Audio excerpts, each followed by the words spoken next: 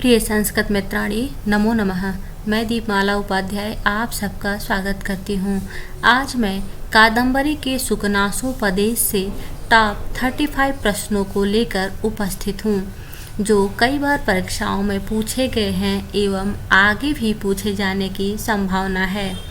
इसके पूर्व कादम्बरी कथा मुखम से टॉप 100 प्रश्नों को कराया जा चुका है।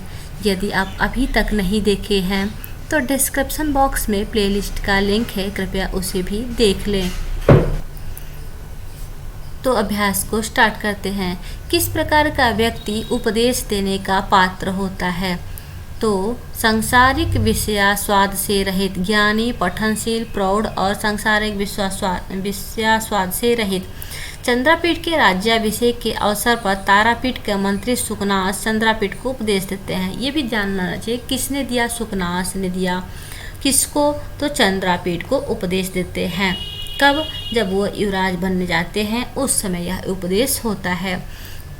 तो कहते हैं कि आप जैसे व्यक्ति ही उपदेश देने के पात्र होते हैं, क्योंकि उपदेश के गुण निर्मल अंतःकरण में उसी तरह अनायास प्रवेश करते हैं जैसे स्फटिक मणि में सूर्य की किरणें। तुम्हारे जैसे व्यक्ति उपदेशों के उपयुक्त भाजन सुपात्र होते हैं, जिसके मन की मैल दूर हो चुकी है, जिसमें उपदेश के गुण सरलता से प्रविष्ट होते हैं। ठीक ऐसे ही मल से रहित स्वच्छ स्फटिक मणि में चंद्रमा की किरणें प्रविष्ट होती हैं। अतः स्पष्ट है कि सांसारिक विषय स्वाद से रहित व्यक्ति ही उपदेश देने का पात्र होता है। सुकनासोपदेश विहित है। किसके लिए है? तो चंद्रापीठ के लिए है। चंद्रापीठ को राज्याभिषेक पर उपदेश कौन देता है? तो सुकनास देते हैं। सुकनास ने किसे उपदेश दिया? चंद्रापीठ को दिया। अगला प्रश्न है, कादम्बर्यां सुकनासः कम उपदिशति, यानी किसको उपदेश देते हैं? तो चंद्रापीठम। लब्धापि खलु दुखे न परिपाल्यते, किसका कथन है? यह सुकनास का कथन है।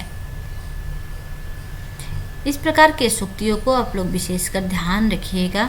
सुकनास के उपदेश के पश्चात प्रसन्न हृदय वाला राजा कहाँ गया? तो अपने भवन में गया।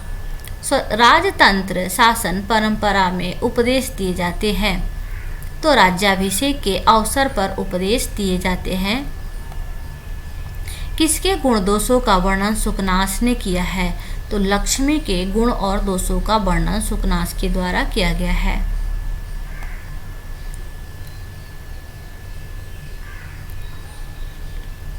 सुकनासोपदेश में सुकनास के अतिरिक्त दूसरा पात्र कौन है?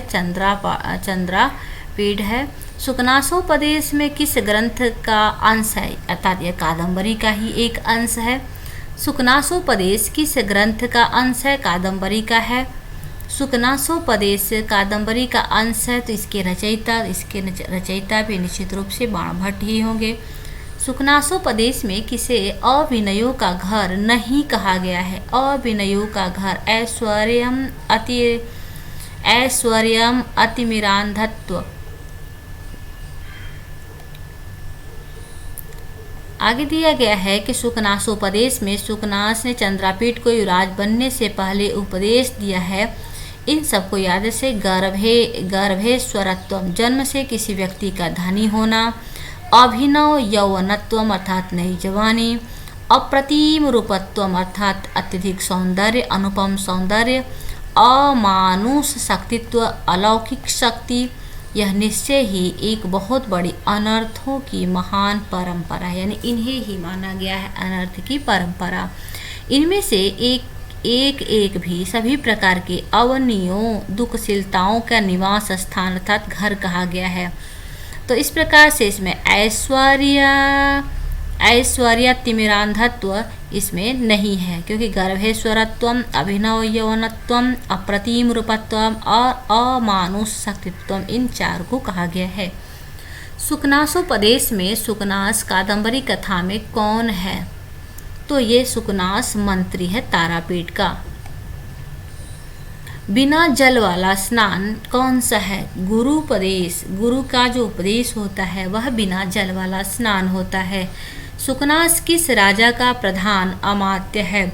सुकनास तारापीठ का प्रधान अमात्य है। पुरुषोत्तमतापि खलजन प्रिया, यह उक्ति किसके लिए कहा गया है? तो लक्ष्मी के लिए कहा गया है। कुछ यहाँ पर दिया गया है लक्ष्मी के लिए महत्वपूर्ण उक्ति जिसे आप लोगों को जानना चाहिए। यहाँ से निश्चित रूप से प्रश्न बनते हैं, जैसे अमृत सहोदरापि कटु विपाका, वह अमृत की सगी बहन होते हुए भी परिणाम से कड़वी है। दूसरा है रेणुमयीव स्वच्छम अपि कलुषी करोति, मानो धूलीभूत होकर स्वच्छ को भी मलिन कर देती है। लतेव बिटपकान ध्यारोहति, अर्थात लता की भांति वृक्ष शाखाओं पर चढ़ जाती है। पाताल गुहेव तमो बहुला, यह बहुत बार पूछा गया है। चंदन प्रभो न दहति किम अनला, चंदन से उत्पन्न अग्नि क्या नहीं जलाती।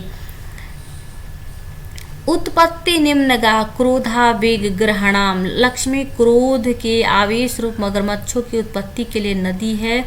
प्रावृड्वाचिर द्युतिकारिणी, वर्षा ऋतु के समान क्षणिक प्रकाश उत्पन्न करने वाली है। अभिजात महिमीवलंघयति, अर्थात साप के समान कुलीन का उल्लंघन करने वाली है। विनितम पातकी नमीव नोपसरपति, अर्थात शिक्षित व्यक्ति के पास नहीं फटकती, मानो वह कोई पापी व्यक्ति, ऐसे नहीं फटकती जैसे वह कोई पापी हो। तोय राशि संभवा में तृष्णाम संवर्धयति, और गंधर्व नगर लेख पश्यत इव नश्यति, ये सभी लक्ष्मी के बारे में यहाँ पर बताया गया है। क्रोधावेग ग्रहणाम उत्पत्ति निम्नगा का, तो लक्ष्मी। सुकनासोपदेश की विषय वस्तु में निम्नलिखित में से कौन सम्मिलित नहीं है? तो कौन है? युवावस्थाजन्य विकार है, लक्ष्मी का मद भी है, उत्तराधिकार के प्रति लापरवाही का वर्णन नहीं है, ऐश्वर्य संबंधी दोष का वर्णन किया गया है। आगे है उत्पत्ति उत्कुपित लोचना इव तेज्वेनो नेक्ष्यन्ते, आचरण करते हैं, लक्ष्मी से प्रभावित राजा करते हैं। यहाँ दिया गया लक्ष्मी से प्रवाहित राजा के आचरण के अन्य तथ्य, यानी क्या आचरण होता है? ग्रहैरिव गृह्यन्ते, ग्रहों से मानो पकड़ लिए जाते हैं। भूतैरिव भूयन्ते, भूतों से मानो दबोच लिए जाते हैं। मंत्रैरिवावेश्यन्ते, मंत्रों से मानो वश में कर लिए गए हों। वायुनेव विडम्ब्यन्ते, वायु से मानो विक्षिप्त कर लिए गए हों। पिशाचैरिव ग्रस्यन्ते, पिशाचों से ग्रस्त कर लिए गए हों।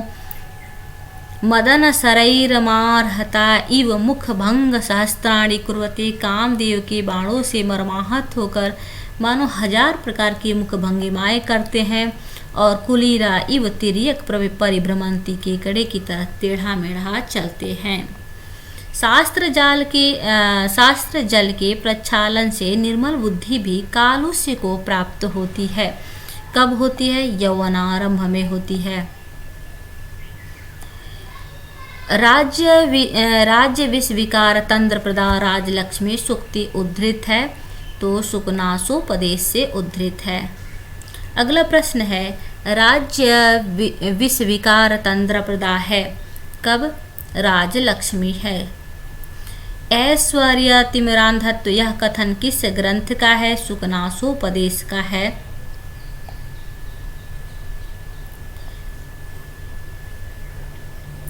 अगला प्रश्न है अति गहनतमो यौवन प्रभवम, सूक्ति किससे है? अति गहनतमो यौवन प्रभवम भी सुकनासोपदेश से है। लक्ष्मी का मद कैसा होता है? अंतिम अवस्था में भी नष्ट न होने वाला होता है। अपरिणामोपशमो दारुणो लक्ष्मी मदः, सुकनासोपदेश में किसका कथन है? तो यह कथन सुकनास का है। लक्ष्मी ने निष्ठुरता का गुण किससे प्राप्त किया था? कौस्तुभमणि से प्राप्त किया था। अब यहाँ पर कुछ अन्य चीज दिया गया है जिसमें लक्ष्मी किससे क्या मिलता है? दिया है इंदु सकला देकांत वक्रता, अर्थात चंद्रकला से वक्रता अर्थात कुटिलता का गुण लक्ष्मी को इंदु से मिला है, चंद्रकला से मिला है। उच्चैः श्रवश्चंचलताम, अर्थात चंचलता उच्चैः श्रवाह से मिला है, घोड़े से मिला है। कालकूटान मोहन शक्तिम, कालकूट जैसी मोहन करने की शक्ति, कालकूट से मोहन करने की शक्ति प्राप्त हुई है। और मदिरा या मदम, मदिरा से मद प्राप्त हुआ है। लक्ष्मी के द्वारा कालकूट से क्या ग्रहण किया जाता है? कालकूट से वैदे कालकूट मोहन शक्ति, तो मोहन शक्ति कालकूट से प्राप्त हुआ। लक्ष्मी पाताल गुहैव है, क्या है? पाताल गुहैव तमो बहुला, यहाँ दिया लक्ष्मी पाताल गुहे तमो बहुला, प्रस्तुत सूक्ति प्रकरण से उद्धरण है। गंगेव वसु जनन्यपि तरंग तरंग बुध चंचल, अर्थात गंगा की भांति धन की जननी होते भी तरंग और बुलबुले के समान चंचल है। लक्ष्मी से कुप्रभावित राजा दर्शन प्रदानम अपि गणयन्ति, क्या था? अनुग्रहम गणयन्ति।